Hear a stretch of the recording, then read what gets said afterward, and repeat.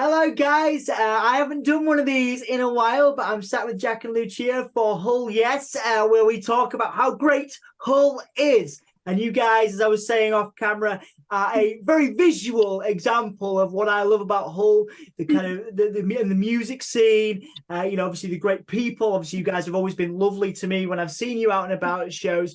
But what's most interesting to me about you guys is you actually met through the music scene, going to gigs, being out at the Polar Bear, being out at different shows. So to start off, before we talk about Twisted Nipple events and that, how did you guys meet? Tell me how, take me back, visualize it for me. So we met in January, nearly 2 years ago now, At Polar Bear. at Polar Bear.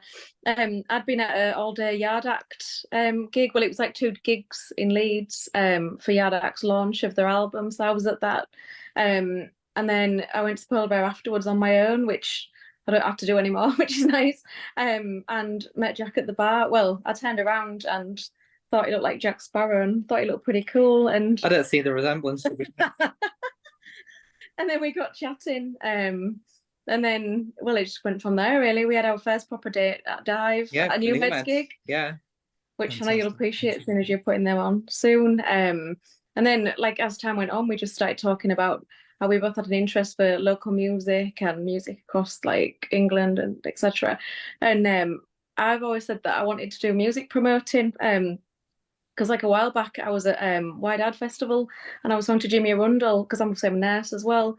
And he said, I can't believe that you're not in the music industry. Like, you're so passionate about gigs and everything. And I was like, well, I actually don't know how to get started. It's quite a frightening thing to do. But then Jack said that he'd wanted to do it as well. And here we are, like, doing it. So it's a dream come true, really.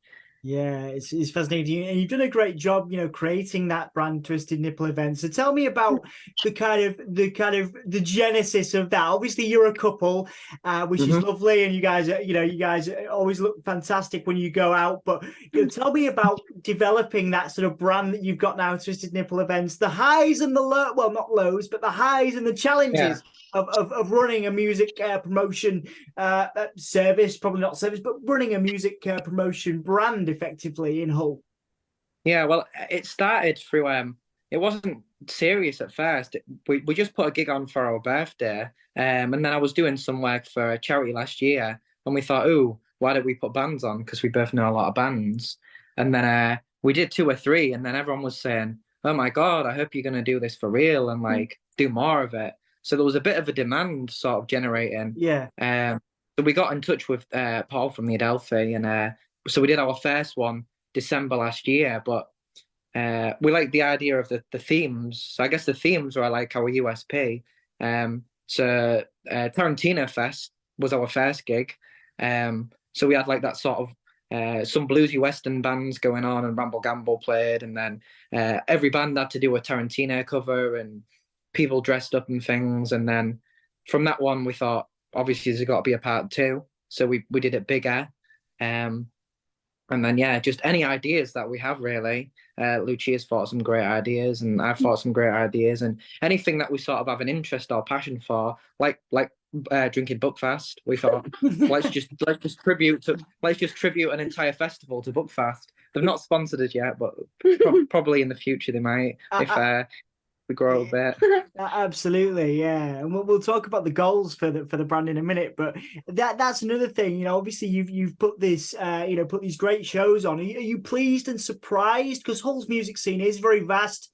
It's very, very supportive in my experience. Are you surprised about how well attended and how much support you guys have had at this early stage, or relatively early Definitely. stage, I guess, as Yeah, promoters? I feel like we've done a lot in a short space of time, and like, obviously booking up as King was a huge milestone for us. Yeah, and we've got Helen in December, which is that's a good booking for us as well. We saw him at Great Escape in May, and it was like 12 midday, and it was a latest music bar, I think, which is like a Yeah. 250 cap venue, and it was a one in, one out policy. And we were like, oh my God, imagine if a band like this played for us. And we handed him a business card actually, and then we saw him at another festival, the singer, and was like, oh, chat to our booking agent, and they ended up being on tour, and we managed to get him. But yeah, we've definitely sort of were shocked about sort of how much we've come on. We didn't expect it to move so quickly, and obviously our attendance has grown as well in the shows.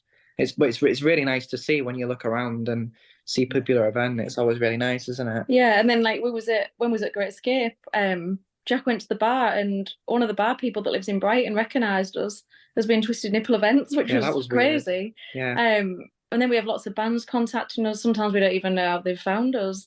But that's really cool. That's how we've booked a lot of our upcoming bands for the future shows because they've contacted us and we've had a listen and they've been really good and we've ended up booking them. So the bands that we might not have listened to or might listen to them for a while or found out about them if they'd not messaged us. So it's growing all the time. It's really lovely. Really happy. Good. And I'm really pleased for it as someone watching it from the outside as well, and how connected you've become in the Hull scene. I think it's wonderful. Before we talk about then your favourite things about Hull, and I've got a couple of other interesting questions I want to ask you. What are your future goals for Twisted Nipple events? And also, I'm tacking one on, why Twisted Nipple events in the first place as a name? Okay. I'll start with the Twisted Nipple events thing. So that actually there's a secret to that, which I'm not going to have to reveal. So Twisted Nipple events, the idea didn't actually come from either of us. It did in a sense, but basically it's my uncle's Wi-Fi. That's his Wi-Fi name, which he thought of because he looked around the room and thought, can't think of anything, and his dog was at a weird angle and Twisted Nipples. And then I thought, when I was thinking of the events, I thought, I need something weird. And that sort of sprung to mind. He's not sued us for copyright or anything, so that's all good. But then we just sort of worked the brand around that. Yeah, and then obviously the events and the branded stuff was our idea. And then what was the other question? What the goals? The goals. Oh, yeah, all right. Yeah, you start on that one. So like firstly we're going to get some stickers printed at some point. We've got a friend that can help us with those. Yeah, we've already got merch out there. Obviously we've still got the t-shirts. Maybe like a CD or something at some point with like Tarantino Fest songs on, like from bands that we've had on, because we had some wicked covers at the Tarantino Fest that we've done. Oh, the Bedsit Miserloo one was a standout. It was absolutely you've never heard a version of Miserloo like that. That should be recorded. Basically, it's bloody awesome. But so we've got that as a plan. Out of town gigs as well, like booking venues in out of town. Like maybe Fulford Arms, Belgrave's always one of our favourite venues. Yeah, we've just started working with Jardup as well recently, quite a lot. The promoter in Sheffield, and we've chucked a few bands at him for his monthly, and then we've had quite a lot of bands come from him to us to play. So we're thinking of trying to do a big collaboration when the time's right there as well. And then like some other promoters that we really like that we've not worked with yet, Super Friends, and Bleak House as well, based in Leeds, Ben Jackson and Ben Kelly. And also, we're thinking about doing a beer as well. Yeah, a Twisted Nipples beer. It's in discussion, just as a limited edition thing. Well, yeah, we're thinking as many things as we can really, and trying to think outside the box a little bit if possible. And we like working with food vendors as well at our gigs because it gives them an opportunity to work at the Adelphi as well. Like we had Slice and Men doing one of our last gigs, and then they got booked to do a couple of like during the day things in town through us booking them, which was really nice. Yeah, it was about doing a Twisted Nipple pizza maybe. So it's like a dual promotion where, you know, you're both doing something for each other. Fantastic. That's great. Again, collaboration is key, I think. So that's nice to know that you guys are doing that. I have to ask as well, has being in sort of business together, promoting and being in music and doing that, has it changed the dynamic of the relationship at all? Did you kind of, you know, because it's a lot of work, isn't it? Booking bands, emailing the admin. How has it kind of changed the dynamic of the relationship? Or are you guys, you know, do you guys just love doing it and you know, working together? Yeah, I'd sort of say in truth, it's sort of we do just love doing it, and it's you know, it's probably strengthened us if anything, because it's something we're both passionate about and something we both enjoy, and it's like an experience we can share together when we put on the shows, and you know, especially when you see a really good reception from the crowd, and you know, people are moshing and dancing and everyone's smiling, and yeah, and I mean sometimes it's a little bit stressful. Sometimes with the bigger agents and things, that's probably a challenge sometimes. But I think eventually you get used to it, and you get used to how to talk to different agents and promoters and things. So yeah, on the whole, it's been really positive, I'd say. Yeah, good. And I think, both of you sort of individually as well. I would say certainly in Hull, as long as I've been around the area, I've never really seen anybody visually like you both. And I'd like to ask you both individually, if we start, with Lucia and then go to Jack, what are your visual inspirations, whether that comes from music or personally, otherwise, because I think you both have quite a striking image, which I think adds to the Twisted Nipple brand, as it were. Yeah, well, I was a goth when I was about 12, which didn't go down very well at school, but I carried on with it anyway because I was obsessed with the Addams Family, and it was like Courtney Love and Susie Sue is still a massive icon of mine. And it was like Marilyn Manson, and so I was into like a lot of goth music, Joy Division and such like. And I was always really big into makeup as well, like quite bold makeup. And I was always looking at different like artists like Susie and the Banshees for ideas about to do my makeup. And I've always been really into theatre as well. I like Baz Luhrmann as a director. I love Romeo and Juliet and Moulin Rouge. I also like a lot of military films as well, like Dead Snow and Inglourious Basterds. So that has an influence on a lot of my outfits as well. I'd say I'm probably like punk, but I'm also like goth/military. Like that's not my theme that I go for a lot of the time. I get a lot of inspiration just watching films as well. Yeah, definitely. Especially Tarantino films. Yeah. Absolutely. Yeah, I think with me, I probably didn't really grow into it until maybe I was 16, 17. I started off as an emo and I sort of just expanded from there, like through the music that I listened to, sort of the emo music and the punk music and metal. You see bands like even like System of a Down just with a bit of the eye makeup, and I thought, oh, that was quite cool. And then yeah, films as well, or people like David Bowie, I've always thought is amazing with his how eccentric he is and the expression. I've always looked up to that. And I guess in my dress sense, I've always been fairly eccentric, but it wasn't really until meeting Lucia that I'd always done a little eyeliner and eyeshadow and stuff, but like the shapes and things, I never really knew how to do them. So Lucia she used to do them for me. I do them myself now, but taught me them, and then sort of from that, I've just kept doing it. And yeah, you pick up inspiration from other people, from films, from celebrities. It's all around you, really. Like even I'm wearing some tartan pants, and there was a guy at a festival who had some tartan pants that had patches all over him, and I thought tartan pants I probably wouldn't wear, but I thought punk tartan pants I definitely would wear. So you just sort of collect things from the world around you, don't you? Yeah, it's very cool. Have you always had the confidence to do that, both of you? Again, if we start with Lucia, has that confidence to sort of put yourself out there? Because it's, there's a lot of anxiety sometimes for people about, kind of putting themselves out there, dressing a little differently. Again, some people are able to do it, some people struggle. So have you always been this confident to be able to put yourselves out there and kind of dress in this way, which I think is fantastic, and it's great. But some people will be like, might look at you guys and go, oh, I'm too nervous or anxious to do that. They might want to, but they're a little bit too anxious to do that. I wonder if you kind of have a response to that. Yeah, at school, like I just did it anyway. I used to get told off by the teachers for turning up black lipstick, and I'd cut the sleeves out my jumpers and put like a white Victorian blouse underneath, and I've big biker boots on. I used to get sent home all the time, but I was quite cocky at school because I remember once saying to one of the teachers, like, how does this affect my performance at school? Like, I'm still turning up when I'm working. Like, how does having black lipstick on affect this? So I was always quite confident. I did get bullied quite a bit at school, but I was always quite resilient to it and just thought, well, this is what I want to look like. And then there was a time like when, I can't remember how many years ago it was, maybe like 7, 8 years ago, when somebody had said to me, oh, don't you need to grow out of that now? Like to get a job. Like I think it was when I was at uni actually. Like you won't get a job looking like that. And that knocked my confidence a bit. And I started sort of dressing a bit more like normal. But then it lasted like a few months, and then I thought, like I look at people like Susie and the Banshees, as I mentioned, and I think, well, no, this is normal for me. This is how I want to dress, and this is when I'm at happiest. Like wearing eccentric things, theatrical clothes, like goth clothing.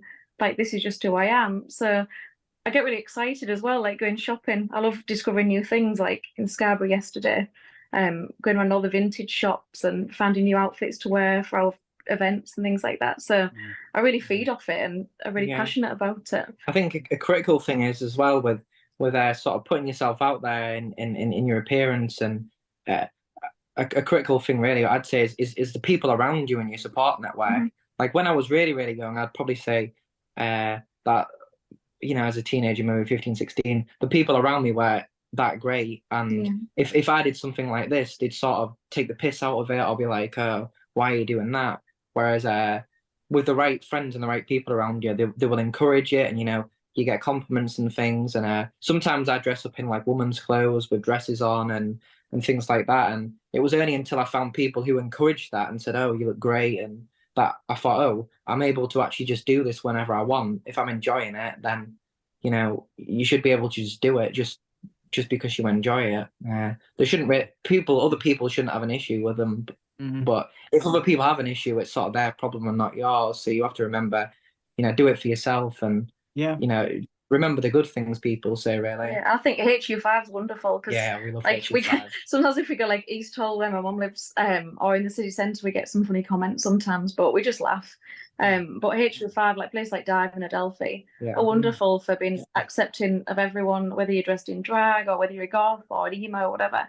Like everyone is just really lovely, and that's built on my confidence definitely. Like that I can turn up in to those venues in whatever, and you get compliments rather than insults, and it's really lovely. Yeah. And you can get inspiration of other people as well that you see wearing things and like, oh, where's that from? And that gives me an idea for like next time. Yeah. So I think HU5 is a wonderful community. It really is. It is, absolutely. We'll talk about that in a minute. I've got 4 or 5 more questions, and we will centre on. I've got some challenging questions for you in terms of your favourite bands and artists. I'm going to make you choose in a minute, but to start thinking, I'm going to put you on the spot. Before that, I'd like. Okay, all right. Well, before I do that, I'd like to go into a bit more detail, if you can, about your individual sort of stories. What was it like for you growing up, you know, in the area? You know, obviously you've both done a bit of traveling and different things. What was it like for you guys growing up, and how did music sort of play a part in you growing up? Obviously, you know, Lucia, you both really elaborated on it a bit, but how instrumental was music in you growing up and being a part of Hull scene? Because I believe you're both from Hull originally, or there and thereabouts, right? Yeah. Yeah. Okay. So yeah, how was that? As a child, it not that great for me really. I grew up in East Hull, and the kids were really horrible. In fact, the only people that used to like my outfits was the old people. One of the care homes name. Because I remember having a leather jacket that I'd drawn all over. Because I'm a huge fan of Lady Gaga. And she had like a trench. Well, I love leather trench coats, everybody knows. But I bought my first trench coat when I was, I think, 14, and I'd written all over it, and I put some handcuffs all over it as well. And an old lady at the bus stop who didn't look like the type of person to be into that sort of thing said that she loved my jacket. But the kids weren't that nice, really. I remember getting a can of Coke thrown at me out of a bus window when I was at school. Someone on the last day of school said that they were going to drown me at East Park Pond because I was a witch, which I laugh about now, but like as a child, like that's it's pretty traumatizing. Yeah, so I didn't really used to go out when I was young.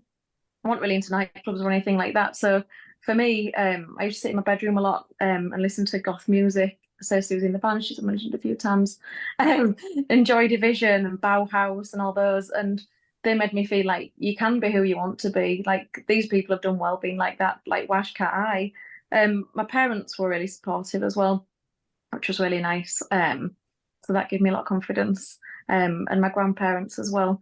But music definitely saw me through school. I mean, I still got quite upset with things that people used to say, but when you've got these role models, and you see people doing well, it gives you a lot of confidence to carry on being who you are, really. Yeah. Yeah, and I think I got into I've always enjoyed music. I mean, who doesn't enjoy music? But I think I got into live music probably when I was about 15, going to like the Adelphi, because I used to live on Ride Street, which is like literally a 2-minute walk from Adelphi. So when I was younger, sort of that age, I didn't have a big network of friends really, just a small circle. So I used to sort of go out and just look for things to do really. And music just became sort of a staple part of my life that, you know, I'd go to 3-4 gigs a week, and well, I haven't really stopped doing that. Yeah, and I used to go to places like Adelphi and even some of like the acoustic old bars in town and O'Reilly's and things. And I sort of just, people got to know me and I got to know them, you know, and I started moshing and things like that. And sort of found my way, and moshing terrified me when I first saw it. I was like, what are they doing to each other? This is madness. I thought, what is this? But now I'll jump in any mosh pit. I love it. Because it's all very respectful, and people are lovely. So your big belly guys with shaved heads, they're people like everyone else.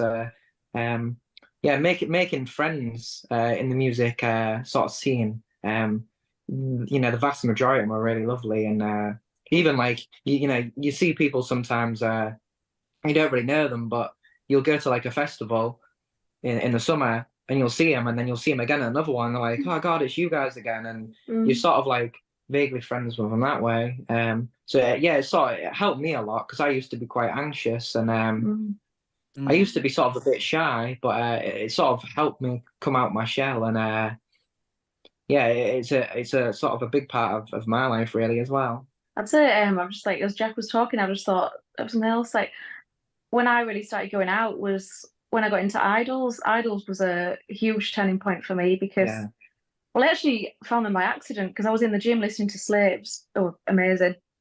And the playlist had ended and Well Done by Idols came on, and I stopped on the bike and was like, what the hell is this? And then I looked them up on Facebook, ended up joining the Afghan. And then found out that Bob and Corinne in the Afghan actually live around the corner from me. I met Bob and Corinne, who are incredible people. I won't go on, so I'll start crying because they've helped me so much. And people like Tom. And then I started getting confidence to go out of town. So I'd gone from like not really going out to going to London on my own, which was a big thing. I did 2 days in Camden on my own, met up with Bob and Corinne and Sean and all those. And then just started from there, really, meeting up with like Jimmy Arundel, people like that, Wide Eyed, and got that huge confidence out of nowhere from Idols, really. Met so many lovely people who are like my best friends now. And it's a huge turning point for me, really. And it's just gone from there. Yeah, wonderful. That's lovely. And we'll talk about some of those people, that you love in a minute, about, things you love about Hull. But the first thing is, and this is the challenging one, I imagine, for you guys. Do you have any favorite bands? I know it's a bit of a difficult question as promoters, but your favorite bands, please, and why in Hull at the moment? Right. So I mean, we'll do 2 each. Okay. So obviously all the bands are great and we support all of them. I'm gonna have to definitely say Kem Cow.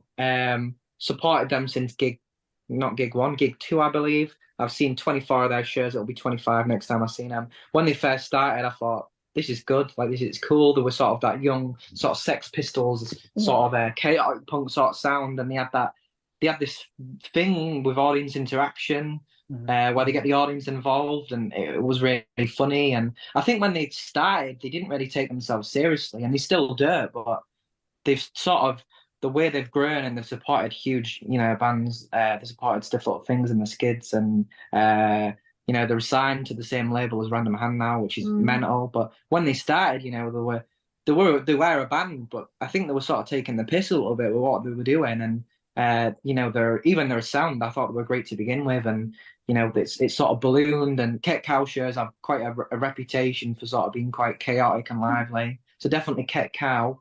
I'll do the last one. I mean, we share a lot of the same favorites. So there's like there's Bedsit, there's Dead Set, Fire the Unstoppable Force. Fire were one of my huge favorites. Yeah. I first saw Fire at Trinity Fest. I don't even know what year it was, and well, I made Alfie laugh because I went up to the end of the show and I thought it was American because they've got that rockabilly sound. Yeah, and I was like, cool. "Oh, are you American?" And he went, "No, I'm from Hull. I've got Chinese laundry in town." I was like, "Oh, that's embarrassing."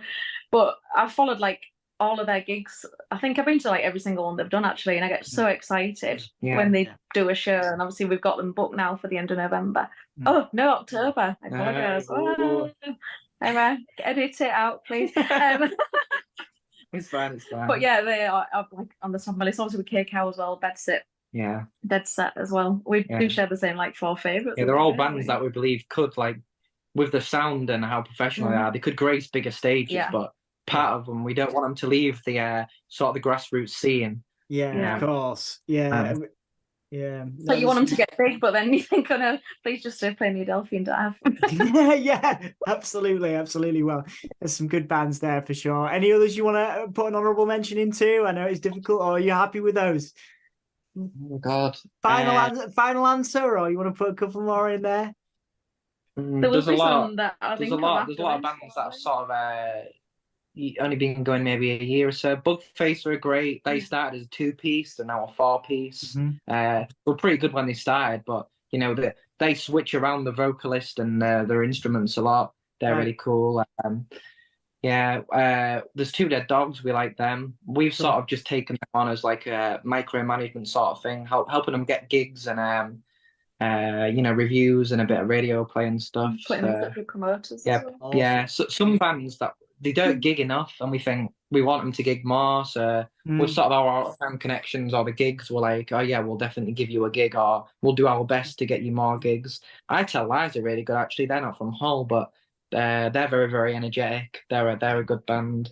I mean, there's we could go on forever to be honest. Yeah, I know that. I'm sure there'll be another time we talk about favorite bands, but there's some good ones for people to get a sense of what the scene is like for sure. A couple of quick fire ones before we sort of round up with a bit more of an emotional connection to the city. If you were talking to anybody outside of Hull on your travels to say Brighton or London, do you have a favorite place to eat in Hull and why? We don't really eat out that much because we've got no money, but we really like Banrassi on Princess Ave. Nice. I've recommended that to a few people because we get a lot of new stuff at hospital as well, and they say like where to go eat out in the local area. So I always do say Banrassi, but we don't really go out that much, do we? No, we don't eat out We much. cook quite a bit. Yeah, we cook. So I guess our home cooked stuff we like a lot. But if we're feeling lazy or we want a treat, we often and we go Majestic after Adelphi when we've had a few pints for pizza and Asian Kitchen. Asian Kitchen, that's really good. They're all they're nice staff in there as well. I always get the tikka pizza. Sorry. I always get the tikka. Every time I've had drinks, tikka pizza. Social Distortion, it's not a thing anymore. But Zoo was really nice as well. We loved Zoo was amazing. Yeah, Zoo was cool for sure. Thank you guys. What about what about favorite place to sort of drink to chill? Adelphi and Dive. Adelphi and Dive, yeah. After pre-drinks, or I mean, they do actually do gigs sometimes. TPR's a really lovely little joint. We love TPR, and they do Buckfast cocktails, and they've got all that sort of. They play like reggae and Middle Eastern music and sort of stuff that you wouldn't usually hear. There isn't that. We go to Pearl Bar. Yeah, we sort of bounce between sort of 4 or 5 different venues. We recently found Underdog as well. Oh yeah, Underdog. That's just really open. Cool. That's really cool. They played some really good tracks in there, didn't they? Yeah. It's a bit like Wax Bar in Leeds. It's really cool. That's a new discovery for us actually. Yeah, I've seen that. I want to check it out. So thank you very much for the recommendation. Yeah, good. All right then. Last sort of quick fire one, and this is the big one. I know you've mentioned a few. If you had to pick. And I'm putting you on the spot. Favorite venue in Hull and why? Adelphi. Adelphi. 100%. Why? Yeah, sorry. Why? And why? Oh God. Just everything. The community, the history. Clive, the dog. Yeah. That's a deciding factor, really. The gorgeous Paul Sorrell. Yeah, Paul Sorrell. He's a great manager. He's he books some great bands, but his attitude and he's funny and he's relaxed and it's just a really nice community in Adelphi as well. Like everyone's really friendly. I've never been frightened to go in there on my own. Just like whatever gig you go to, it's always a good atmosphere. Like even if it's not busy, there could be like 10 people in, but you'll always get people dancing at the front, like Graham, and rather than shout, you always know where people are going to stand as well. It's really fun. It's just lovely. It's not that expensive either. We love working there as well as going to gigs there. We recommend it to people out of town all the time as well.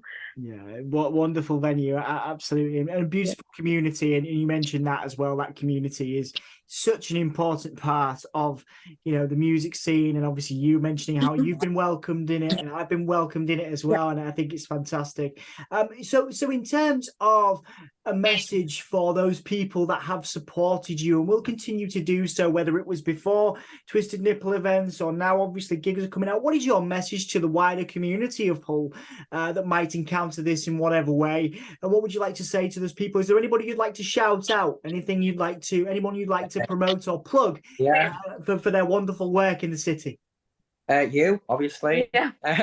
Yeah, you've always been an inspiration, and you do great work in Hull. I think I met you. I didn't really know who you were. I met you at a Nirvana tribute gig, You and I gave did. you my ticket. You got And me then I in, sort yeah. of, yeah, and then I added you, and then I was like, oh wow, you do loads of stuff. Obviously Paul at the Adelphi, Nick at Dive, Mark Page and Dan Meyer at Polar Bear, Mark Sinfield Mark as well, Sinfield of who we're Blood working Heron.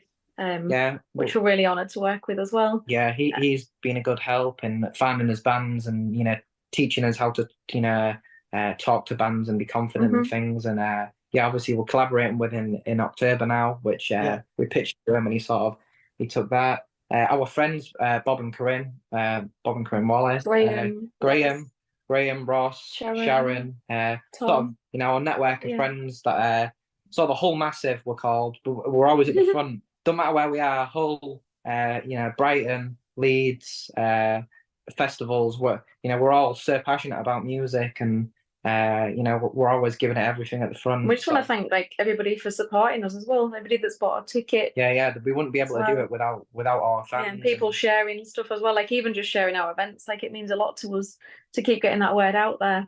Yeah. And other bands as well. Bands are a big help to like a lot of other bands have spoken to other bands about us. Who have then contacted us. And like Jard up in Sheffield as well, they've helped us a lot. Yeah, building a network. Yeah. And even like what they call ATC. Oh, yeah, that's Opus Kinks management as well. They've sent recommendations for other bands as well. Yeah. So it's really nice to keep networking with everybody. Yeah, good. Yeah, I think it's wonderful. You're a great example of that. And I want to touch on, before we round up, I do want to touch on, some of the realities around promotion as well. You touched on it a bit earlier, but obviously, Lucia, you mentioned, you work in hospitals. Obviously, Jack, you're running, you do lots of other things. So what is it like balancing your lives alongside being promoters? And what are the realities? Say if somebody's watching this in Hull and they want to put on shows, they want to follow in your footsteps. What are the realities that someone might need to know about if they've got to balance, booking shows, promoting gigs, with an actual, with life, with cooking, with whatever it is you're doing. You know what I mean? Yeah. It's very tiring. You do have to utilize your time off, definitely, and just because I've said that I've wasted days before by just sleeping, but then Jack said to me you're not wasting a day, you're resting, and that's not wasting time. It's taking every moment that you've got free time just to relax and enjoy things like yesterday went to Scarborough, for example. It can get quite knackering. You do have to plan your time quite well as well. Don't be tweaking designs of posters at 1 a.m. because it doesn't look right, which you can get quite I found myself, I can get quite obsessive and perfectionist with, oh bloody hell, I want to post this at 10 a.m. it doesn't look quite right. Give yourself a bit of slack.